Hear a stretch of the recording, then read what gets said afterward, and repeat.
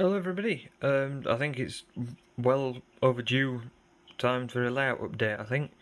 So the layout has changed considerably since I did a little video sort of showing it when I started the channel. It's been obviously months since I made videos and everything, and I think I've used the time that I had being in lockdown, like many others. I've used that time to my advantage to progress with the layout, so there's still plenty to do, but I will show you what we've done so far. So starting off over in this corner, you see the progress for now, but also I'll tell you of some of the progress to come. So as you can see, I've put a bit of a embankment back there, as I have in some other areas of the layout. This stuff is some hanging basket liner. It looks quite convincing as a base layer to apply various scatters and bushes and things like that on top of it. There's still plenty more to do, need fences, trees and all of that in that area. The Ginty, as you see sat there, that has actually undergone a bit of a rework slightly. I changed it from late crest to early crest, revealed the numbers a bit more, cleaned up the buffer beam a bit of the weathering, and personally I'm much happier with it now. I thought it looked a bit over the top before. Even though Ginties did get particularly grubby and rusty and such, as a lot of little tank engines and such did, but I'm much happier with that. I think it looks nice. Same goes for this plank wagon. This is not a new one. I've had this one quite a while actually. This was the first O-gauge plastic kit that I ever built, but I really wasn't happy with the weathering. It was far too much, so I've completely stripped it off. I put some new buffers on it because the other buffers weren't particularly very good, so I put some new sprung ones on. Yeah, sorry, the springs are a little bit tough on this one, but yeah, I've been repainting that, so I think together they look quite alright. So a little bit of a debate I've got in this back corner. Now, the head shunt and this siding are more or less the same length, and I don't really like how it looks. So I'm going to be having a bit of a coal merchants area here, but the head shunt really doesn't need to be as big as it is, because with the Ginty part back there, there's ample room here for another. I could fit two Ginties in here, which if I can fit two Ginties in this bit alone, means I could fit sort of a larger tank engine or a small tender engine. So there's this whole space at the back here that doesn't need to be there. So my thought is, chop the siding down and bring the buffer stop in, and thus forth that gives me space to put more of an embankment at the back, so it kind of covers up the backboard a bit, which will have some bits and pieces put on it as more of a back scene, but it just kind of hides the back of it as much as possible, really. Let me know what you think in the comments. I think I'm probably going to go ahead with that, because like I said, the head shunt doesn't need to be that big. Right now this head shunt's big enough for a class 40 probably. I reckon I could fit a 40 in here. I could fit an A3, I've measured that out because I was curious. I could fit an A3 in here, so that kind of tells you how ridiculously big the head shunt is. It's a bit excessive. It doesn't need to be this way, and when running the layout, shunting goods wagons and stuff about, the head shunt just really isn't used, so it doesn't need to be as big as it is. So that's something I think I'm going to get round to rectifying at a later stage. So if we pan the camera around, you see we've got a police box there. No prizes for guessing why that's there. It's a bit grey at the moment, it should be blue, but obviously I'm just working on that at the minute. I've put this fence all along the back here where the platform is, and all along the back along here I'm going to be putting a row of low relief houses and possibly a little shop. I just think it looked quite nice. A bit of a domestic sort of scene, sort of show where the trains are coming to, what they're sort of serving, so the outskirts of the town. I want some industrial bits and pieces as well here and there on other parts of the layout, but I think around the station some houses would look a lot nicer. So let's move on to the station. So here we are focusing on the station area of the layout, which has seen a lot of change, because we've got all the point rodding and everything. This stuff is just the Wills 00 point rodding. I've always felt it looked a little bit too big in 00, but I think it looks quite alright in O gauge, to be honest with you. I think it looks pretty convincing. It's not too large. I have seen it used on other O gauge layouts. I did sort of scour RM Web on a debate on that, because it was an idea I had. I scoured RM Web, see if anybody else had thought that. And when comparing there was a bit of a thread comparing Modeloo 3D printed point rodding chairs, which are these bits here, comparing those with the Wills 001s, and they were more or less the same size. So that's chairs printed for O gauge, the same size as something marketed as 00. Now I know that's to do with ease of installation and everything like that, and making the moulds and casting it and everything. Well, injection moulding it, I suppose you could say, not casting, with plastic and everything. But I think it looks fairly convincing. Still a lot more to fit on. I need to fit signal wires and things like that, but I think it looks alright. So panning up to the station, I actually have a station building now. This is an L-Cut Creative kit, which has been cladded with some Slater's plasticard, sort of stone, brick, and roof tiles. The painting on this is just the sort of the base layer, if you will. The stone, even though you can see different shades, has only been done with one type of paint, because where it's applied brick by brick, yeah, I painted it brick by brick. I'm a little bit mad, but it was worth it. It's gone on in different thicknesses on each brick, so it's given this really nice effect. So I think with a couple more different shades, that should look quite convincing. And then with the roof, that's had a base layer of Humbrol slate grey, and I'll just paint a load of different shades on that. Typical Humbrol, you can kind of see it, it's a matte paint, and here has gone nice and matte, but you can see here, for example, and there's other patches around, where it's slightly glossy. Humbrol paints, they're alright. I wouldn't say they're particularly the best on the market, but for gloss paint, they're absolutely fine. Gloss paint's always glossy, but for matte paint, it tends to be a bit hit and miss. Particularly matte black, I've found that tends to be quite a bit hit and miss, a mix between satin or gloss usually. So I tend to use Revel paints for anything like that. So you've got a foam box here. This is one of two. They're just being painted up at the minute. The back isn't glued on, it's just push fitted, because I've got to do some more painting and such in there, like paint the phone up, put a little poster or something on the back.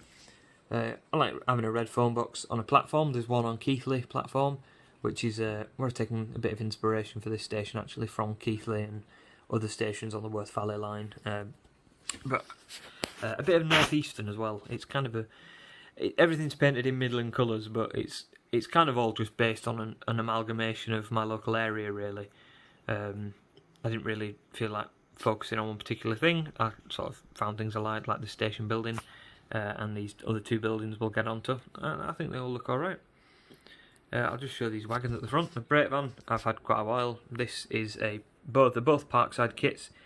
This is an LMS goods van that I picked up a couple of months ago, and kind of typical. It's still waiting for its wheel rims painted black and transfers putting on, even though I've had it built for about a month. That's just kind of how I work. That's quite a nice kit. Got all the handrail detail and such. Again, you might notice a few of my rolling stock and my Drury shunter have shiny brass couplings, because I need to order some brass chemical blackener, but it's just one of them things. It's on the list. When I'll get it, who knows, but I'll get around to it eventually.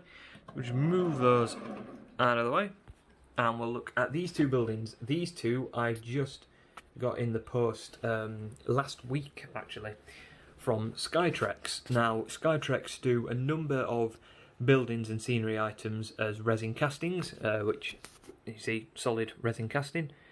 They are quite nice. I've never got anything from them before, so I thought I'd give it a try. So as you can tell, we've got a simple storage hut and then a toilet block, which, if you're wondering where the gents are, they're around there if anybody needs to use them.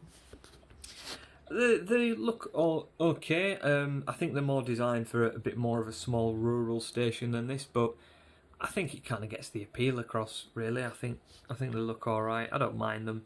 The storage hut is particularly nice. The toilet block I'm not too convinced with so far, but I have only just got them. I haven't had time to get used to them yet. I do have one other building. well, I say building structure for the platform, and that is a water tower. Again, that's a Skytrex kit. I've not started building that yet. I think I might do a little sort of as I go series with that, just sort of covering the build of that, because obviously I've got to put it together, paint and everything, and then get it installed on the layout, probably at this end of the platform. I'm thinking it might be best going at this end, but we'll just have to wait and see for that. So that's the yeah, that's the station area, guys. So we'll move down to the other end of the layout, near the bridge and the goods yard area. So this is the other end of the layout. The station is there, of course. We've got the signal box, which is again a work in progress. Coming down, little line side area. I'm quite proud of this actually, because this was an idea. I've seen it used quite a few places, but I've used some balsa wood and I cut it like sort of like sleepers, and put it all the way around. It needs the matting needs tucking in a bit and trimming a bit around the edges, but I don't think it looks particularly too bad. And yes, the roof is loose on this building. That's a Pico brick line side hut kit. That's actually the first building I bought for the layout. When I first started building the layout, I bought this from my local model shop, and I got that all painted up. I'm actually quite proud of that. See if I'm better focusing. Oh, I'm quite proud of how that looks. Obviously, I'll put a bit of an interior and a light in that. I think it'll look alright. So panning around, more of the matting, retaining wall, and the bridge. Now there's a couple of vehicles back there that kind of a sort of fines I've had given to me, but then I've got these two, an E-Type Jaguar and this rather lovely little bus that again I got from my local shop for, I think it's only about £20 really. I don't think it's too bad. Need some people inside it, but it's a local company and it says Leeds on the front, so that's quite local-ish to me. The stonework on all of this is by no means finished. There's still a lot more painting and weathering washes and stuff to apply to that. It's again just sort of base colours. I was just kind of getting a bit sick at looking at bare plastic art, so I've just sort of put a bit of paint onto it. It's a bit of a ongoing experiment as well. I'm trying different techniques out and things, and there's a few more details I want to add to it, but I'm not really very well experienced with scratch building. I've not done scratch building really. So I'm quite proud to build these retaining walls and this bridge as a big structure. And you see it's not straight, it does have a slight kink in it, as it forms part of the very tiny fiddle yard, which yes I do have squeezed back there, which is quite clever. Yes, we've got this loading gauge here. This needs bedding in, and underneath the bridge we come round to where the small goods yard is.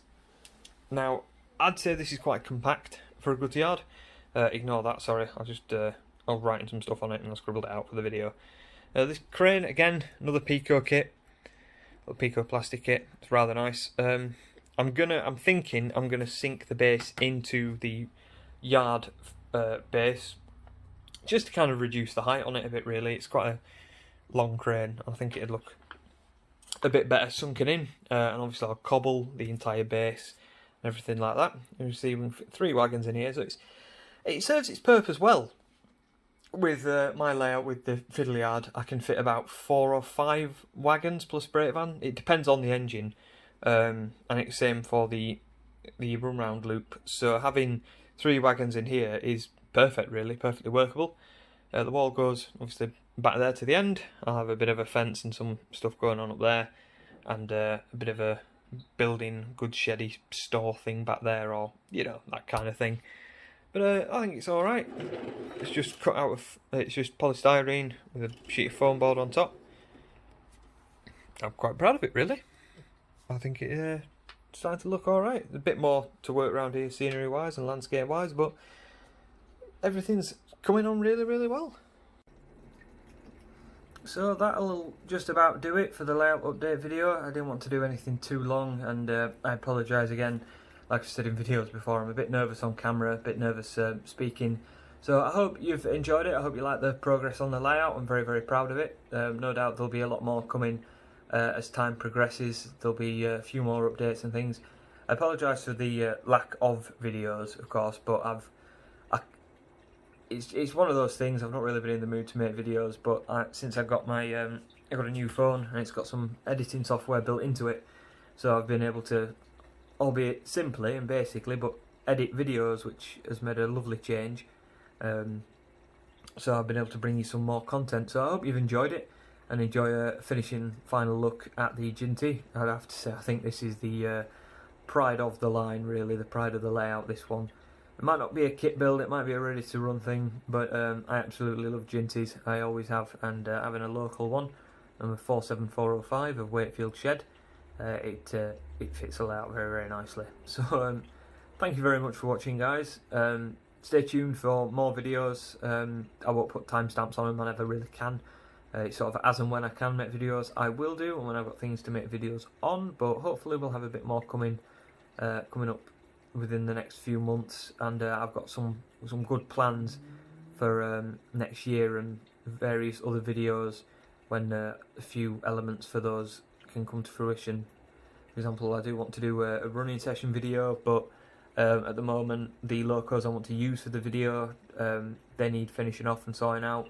I need to get myself a coach or two and a few more wagons to make the video a bit more entertaining. But, you know, give me a bit of time. That should be a nice thing to do towards the end of the year, maybe. Do a little running session, and certainly plenty more next year. So, thank you very much, guys. If you have any opinions, any suggestions or anything, leave them down in the comments. I'm always happy to chat away and ponder on various things and take ideas on board. So, thank you very much, everybody.